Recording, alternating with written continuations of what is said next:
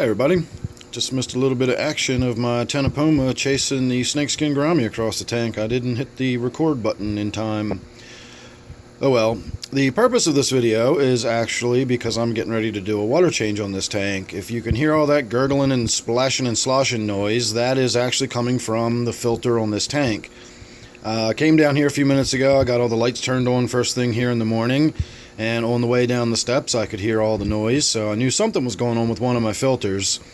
And what it usually is leaves that come loose off of a plant or something, and the little bit of detritus will get stuck around the intake of the surface skimmer. And this is a good example of exactly what I'm talking about. If you'll see the surface skimmer on this tank, it's got all those leaves and crud and everything stuck to it around the top. So I will be getting in and doing a little bit of work on this tank at some point today. This is my Black Ghost, I'm sorry, this is my gudgeon and my T-bar tank, not my Black Ghost knife fish tank. And that will be later. What I've got going on in this tank, however, is simply that my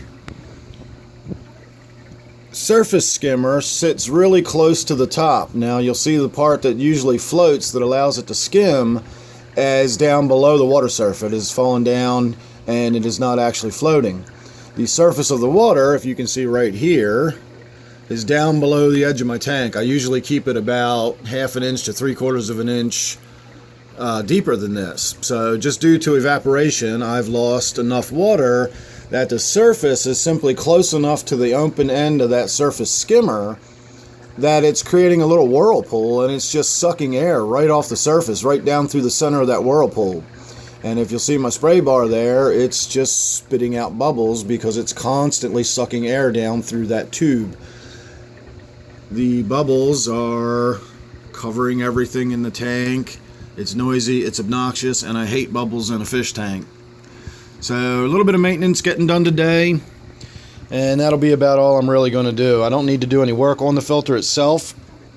I just want to get in there and do a water change. Since I got to add some water anyway and I got to bring the hose in, I may as well drain some first. That's kind of the way I'm looking at this. I will wipe the glass down, and I may even do a little gravel vac while I'm in there, but I don't need to do any plant maintenance. I just did a lot of that recently, and I don't really need to do anything else while I'm in there. So this is simply going to be a quick before and after. So I'm going to get started, and I will see you in a little while.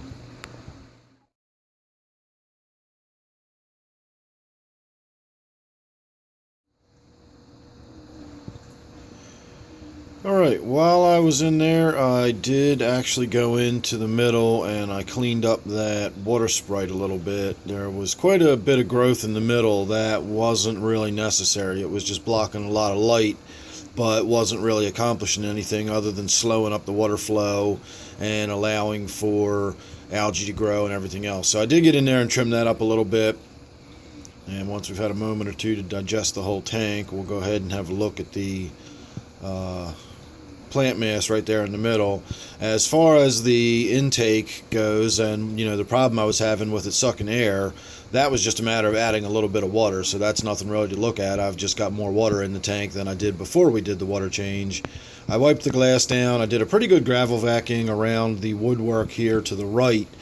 Again, I've mentioned this before, that's actually a fairly hollow cup-shaped piece of wood, and there's quite a bit of space underneath. I can actually slide the entire vac part, the acrylic part of the gravel vac, down between that rock and underneath of that piece of wood. I guess you can kind of tell there's enough of a cave under there. That whole entire piece of acrylic can slide down underneath of there, and it just vacs a ton of gunk out. And I moved those rocks a little bit out of the way, and I got a bunch of stuff up out from underneath of there as well.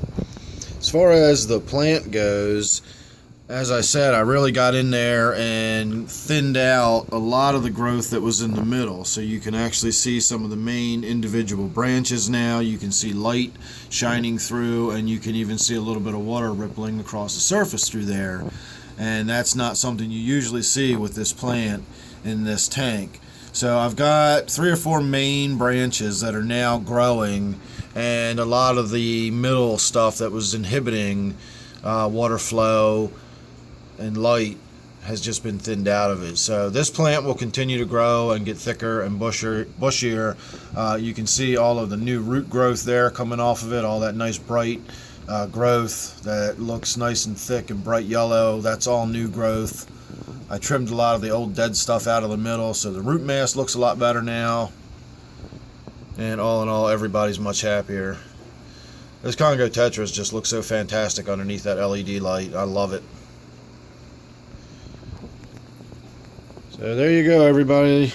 There's your before and after on the 125. If you can hear all that gurgling, that is from the gudgeon tank right next door.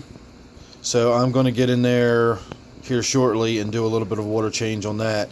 The same thing has actually happened to it. It's not a matter of leaves stuck around the intake anymore. I cleared all those away. It is now simply a matter of the water level has lowered a little bit, and it's just time to get in there and do a little bit of maintenance anyway. So we're going to do a water change.